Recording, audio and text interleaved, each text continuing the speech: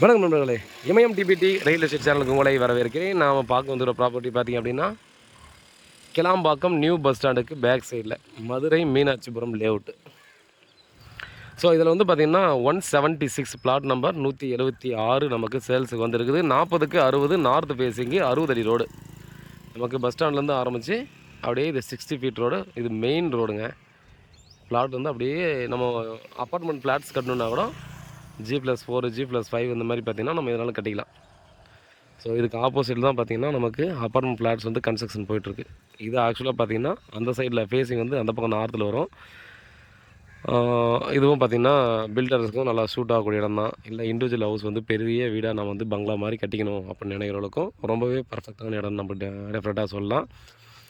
இதில் இன்னொரு பியூட்டி என்ன அப்படின்னா, இதுக்கு பேக் சைடில் நமக்கு ஸ்கூல் ப்ளே கிரவுண்டு.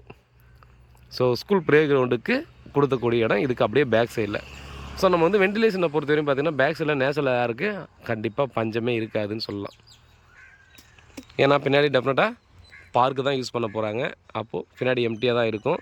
பேக் சைடில் நம்ம வேறு ஏதாவது கன்ஸ்ட்ரக்ஷன் எதுவுமே இருக்காது. அப்போது நமக்கு அந்த வென்டிலேஷன் நேச்சுரல் ஏர் வந்து பார்த்திங்கன்னா நம்ம ஈஸியாக நமக்கு கிடைக்கும். அதே போல் ஆப்போசிட்டில் நார்த் சைட்லேயும் நமக்கு 60 ஃபீட் ரோடுன்றதால பார்த்திங்கன்னா வென்டிலேஷன் நல்லாவே இருக்கும். இங்கேருந்து பார்த்திங்கன்னா கிளாம்பாக்கம் பஸ் ஸ்டாண்டுக்கு ஒரு 350 மீட்டர் வருங்க. ஒரு 300லேருந்து 350 மீட்டரில் Kilambakkam new bus stand back side நம்ம வந்துடுது. கிளியரான டாக்குமெண்ட்டுங்க. டாக்குமெண்ட் எந்த ஒரு சந்தேகமும் தேவையில்லை.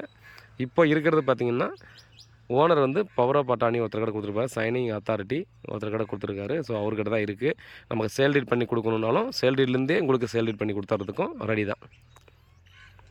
பாருங்கள், நல்ல லொக்கேஷனு. 7,000 ரூபா சொல்கிறாங்க.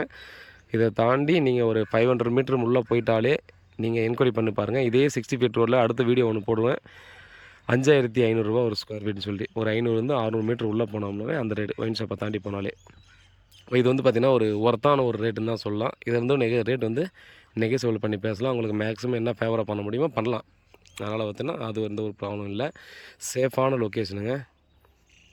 ஸோ இந்த சரௌண்டிங் ஃபுல்லாக பார்த்தோன்னா ஈவினிங்கெல்லாம் வந்து பார்த்தா கூட பார்த்திங்கன்னா உங்களுக்கு தெரியும், நிறைய பேர் பார்த்தோன்னா வாக்கிங் போயிட்டு இருப்பாங்க. ஸோ மக்கள் நடமாட்டம் எனி டைம் இருக்கக்கூடிய இடம் தான். ஸோ கிளாம்பாக்கம் பஸ் ஸ்டாண்ட் வந்து நியர்பைலே வந்துடுது இல்லையா. ஸோ பில்டர்ஸ் எல்லாம் பார்த்திங்கன்னா ஈஸியாக வாங்கி நம்ம வந்து கன்ஸ்ட்ரக்ஷன் பண்ணி இமீடியட்டாக சொல்லிட்டு பண்ணலாம். ஏன்னா நீங்கள் இந்த சைடில் எங்கேயுமே ரீசேல் ஃப்ளாட்ஸ் கூட கண்டிப்பாக இருக்காது. நீங்கள் தேடி பார்த்தா உங்களுக்கு தெரியும். பாருங்கள், நல்ல லொக்கேஷன், நல்ல ப்ராப்பர்ட்டி. வேறு ஏதாவது டீட்டெயில் வேணும்னா கால் பண்ணுங்கள். நன்றி.